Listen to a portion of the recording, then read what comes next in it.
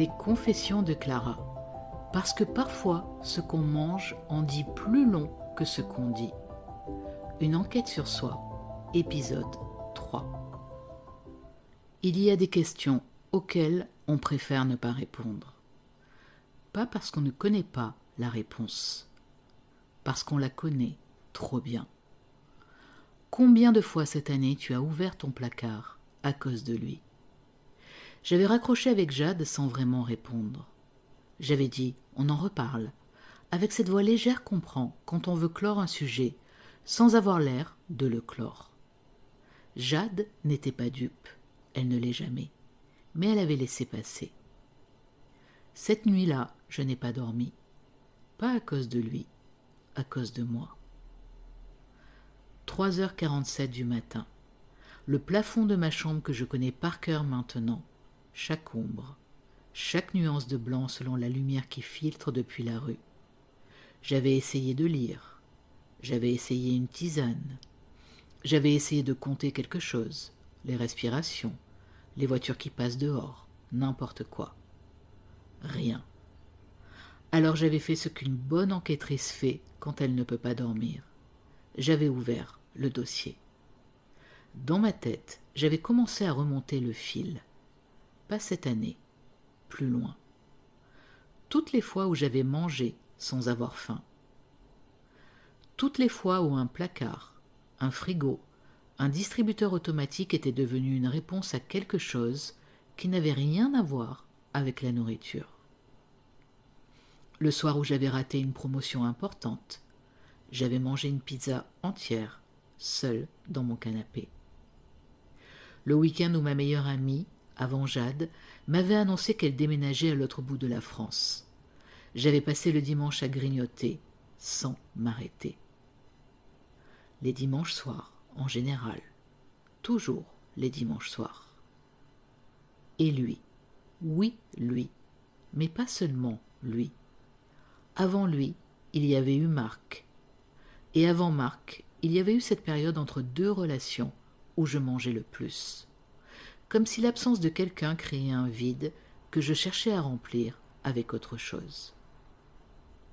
J'avais pris mon téléphone, j'avais ouvert les notes et j'avais écrit pièce à conviction, avec en dessous la liste. Tous ces moments, toutes ces fois.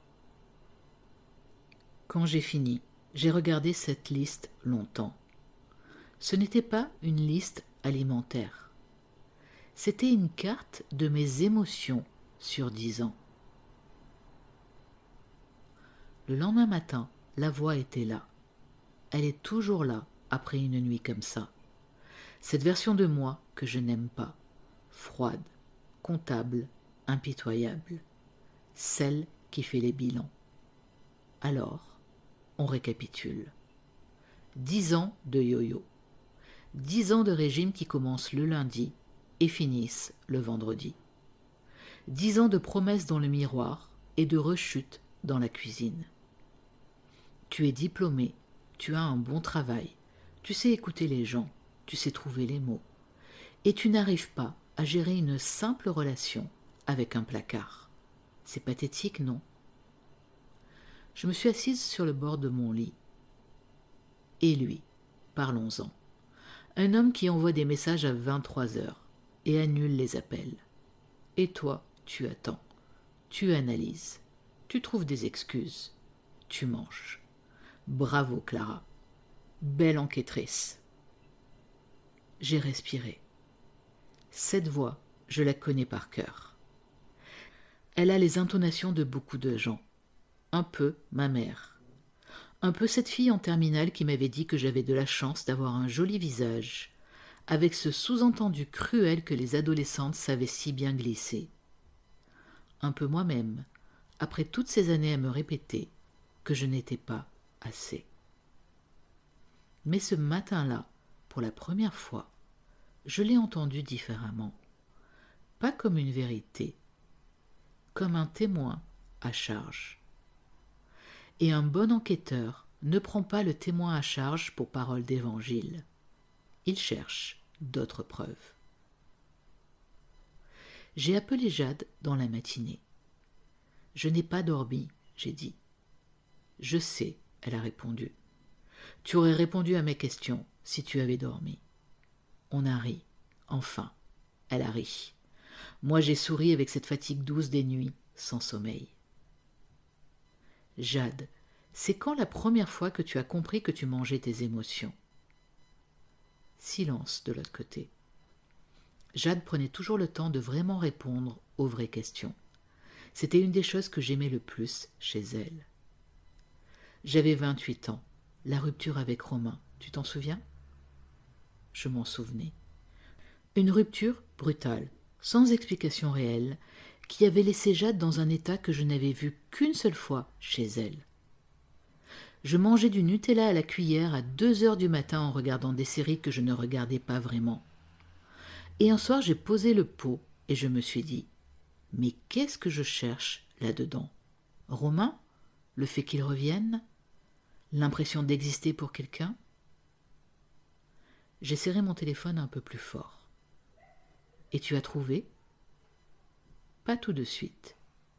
Mais cette question, juste cette question, c'était déjà le début. Clara, je vais te dire quelque chose d'autre.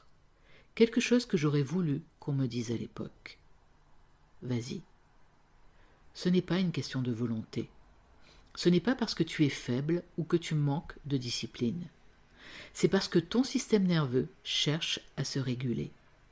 Et la nourriture, le sucre surtout, ça marche. Sur le moment. Ça apaise quelque chose de réel dans le corps. Le problème, c'est que ça n'apaise pas la vraie source. Je n'ai rien dit pendant quelques secondes. Comment tu sais tout ça ? Jade rit doucement. Je suis un programme depuis 3 mois sur les émotions, le corps, la nourriture. Ça m'a donné un cadre pour comprendre ce qui se passe vraiment en moi quand j'ai envie de manger sans avoir faim. Et ça marche ? Je t'appelle à 10 heures du matin, un jeudi, sans avoir mangé mon pois en chocolat depuis 2 semaines. Qu'est-ce que tu en penses ? J'ai souri malgré moi. Et ils t'apprennent quoi dans ce programme ? Plein de choses. Mais ce qui a changé pour moi au début, c'est un outil tout simple. L'ancrage. L'ancrage, c'est quoi ? C'est une technique pour créer dans ton corps une sensation de calme, volontairement. Quand l'envie de manger arrive et que tu sais que ce n'est pas de la faim, au lieu de te battre contre l'envie, ce qui ne marche jamais, tu crées autre chose. Une sensation physique positive ancrée dans ton corps qui court-circuite le réflexe. Et comment on fait ? Tu veux qu'on le fasse ensemble maintenant ? Je me suis levée de mon bureau, j'ai fermé la porte et je lui ai dit « Vas-y ». Ferme les yeux. Pense à un moment dans ta vie où tu t'es senti vraiment bien, vraiment en sécurité, vraiment toi-même, un souvenir précis. J'ai cherché. Un dimanche matin chez ma grand-mère, enfant, l'odeur du café, la lumière dans la cuisine, sa main sur mes cheveux, une sensation de complétude absolue, d'être exactement là où je devais être. Tu l'as ? Oui. Reste dedans. Laisse la sensation monter dans ton corps. Et maintenant, appuie doucement sur le pouce et l'index de ta main droite, ensemble, comme si tu créais un lien entre ce moment et ce geste. J'ai fait ce geste ridicule dans mon bureau, les yeux fermés, le téléphone contre l'oreille. Et quelque chose s'est passé. Pas un miracle, pas une transformation fulgurante, juste un souffle, un relâchement dans ma poitrine que je ne savais même pas que j'avais en permanence.